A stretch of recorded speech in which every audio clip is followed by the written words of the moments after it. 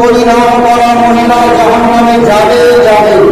কে তোমাকে বলেছে, কে এটা রীতি নেওয়াজ বানাচ্ছে যে বিয়ে হতে গেলে তোমাকে শাড়ি পরতে হবে? এটা কোন মুসলমানের পোশাক নয়, পোশাক নয়, পোশাক নয়, এটা হিন্দুদের পোশাক। আর কাপড়ের হলো হলো, তারপরে একটা ব্লাউজ, এই ব্লাউজের কে স্টাইল দিয়ে দিল? কে তোমাকে দিয়ে দিল যে এই মতো ব্লাউজ পরে তুমি মুসলমান হয়ে যাবে? ভালো জানি ওই মহিলা, তোমার এটা নাম নয়, তুমি পূর্ণাঙ্গ, তুমি বেহায়া মহিলা। ওই জন্য তোমাকে ডেকে নিয়ে এসেছে যে পুরুষের সঙ্গে তুমি কথা বলতে খুব পারো। এই শাড়ি পরিধান করা মহিলা জাহান্নামে যাবে যাবে। আল্লাহ সাল্লাল্লাহু আলাইহি ওয়াসাল্লাম এই পর্দার কথা বলতে গিয়ে বললেন, আল মারআতু আওরাতুন, যে মহিলারা সারা শরীরের বডির দিক থেকে সম্পূর্ণ পর্দা, কিছুই তাদের দেখা যাবে না।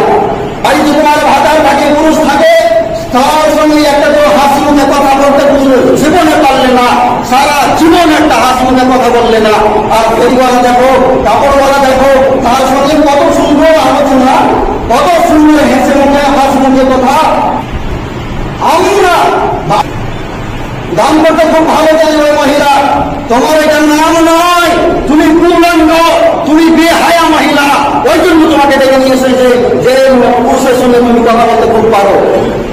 ভারতের এই বিহার বাংলায় বিশেষ করে যে মহিলারা কাপড় পরে, এই কাপড়টা কোন মুসলমানের পোশাক নয়, এটা কোন মুসলমানের পোশাক নয়, পোশাক নয়, পোশাক নয়, এটা হিন্দুদের পোশাক। আর এই শাড়ি তোমাকে জাহান্নামে নিয়ে যাবে।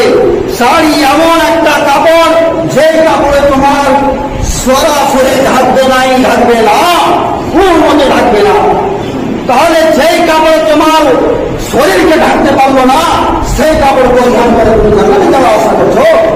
আচ্ছা বলুন তো দেখি, কোন একটা পুরুষ যদি আজকে জুমা পড়ার পর থেকে হাত একটা গেঞ্জি, ছোট গেঞ্জি লাজের উপর থেকে যদি হয়, কোন পুরুষ পরে নিয়ে গ্রাম নিয়ে হাঁটতে পারবে?